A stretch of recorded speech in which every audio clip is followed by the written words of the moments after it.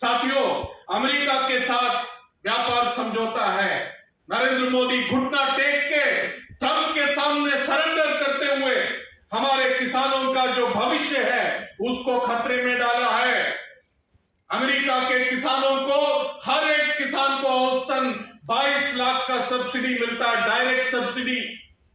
हमारे किसान को प्रधानमंत्री किसान सम्मान निधि और अन्य जो डायरेक्ट और इनडायरेक्ट सब्सिडी है औसतन 34,000 मात्र मिलता है, उसमें भी बटाईदार को नहीं मिलता।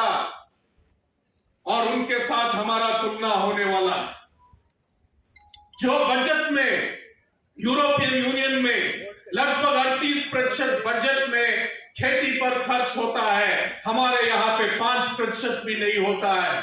और उन यूरोपियन यूनियन के बड़े किसानों से, जो कॉर्पोरेट कंपनियां हैं, उनसे हमारा किसानों का एक कंपटीशन लगा रहे हैं। कपास के किसान खुदकुशी कर रहे हैं। आज सिर्फ कपास नहीं, अन्य फसल, दलहन, तिलहन, फलों का, सेब वगैरह वहां से अमेरिका और यूरोपियन यूनियन वगैरह से यहां आ सकता है बिना कोई शुल्क। न्यूजीलैंड से दूध और मिल्क प्रोडक्ट्स यहां आ सकता है। और एक लेख में हम पढ़े कि 26 रुपया में 1 लीटर दूध यहां पे आ सकता है। हमारे यहां जो करोड़ों किसान, गरीब किसान दूध बेच के वो जो थोड़ा बहुत आमदनी कमाते हैं, उनका क्या हालत होगा अगर 26 रुपया में 1 लीटर दूध यहां आए।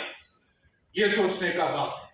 साथियों, अमेरिका में एक किसान औसतन कम से कम 470 एकड़ होता है। हमारे भारत में 86% किसान मात्र 5 एकड़ या उससे कम उनके पास होता है। इनके साथ हमारा कंपटीशन होने वाला है। महाराष्ट्र, तेलंगाना, कर्नाटक के किसान, जो कपास के किसान खुदकुशी कर रहे हैं क्योंकि अमेरिका से कम दाम में वहां से कपास आ रहा है। पिछले 12 साल में 5 लाख से ज्यादा किसान, खेत मजदूर और दिहाड़ी मजदूर इस देश में खुदकुशी किए।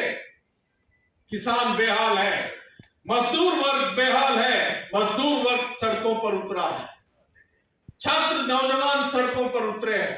22 लाख हमारे देश के छात्र जो नीट परीक्षा दिए थे, उसका पेपर लीक होता है। ये कौन है नीट परीक्षा देने वाले बच्चे? वो हमारे आपके घरों से आने वाले हैं, गरीब किसानों के घरों से, खेत मजदूर, मजदूर वर्ग के घरों से आने वाले हैं। और ये जो सरकार जिस तरीके से बर्बरता से उन पर और हमारे बेटियों के साथ जिस तरीके से यहाँ का पुलिस किया, वो सब के बावजूद यहाँ छात्र नौजवान डर के ऊपर जीत हासिल किए और इस सत्ता को झुकना पड़ा। इस सत्ता को झुकना पड़ा उस तरीके का एक आंदोलन जो हम लोग ऐतिहासिक आंदोलन खड़ा किए, उसी तरीके का एक आंदोलन फिर आने वाले दिनों में खड़ा करना होगा।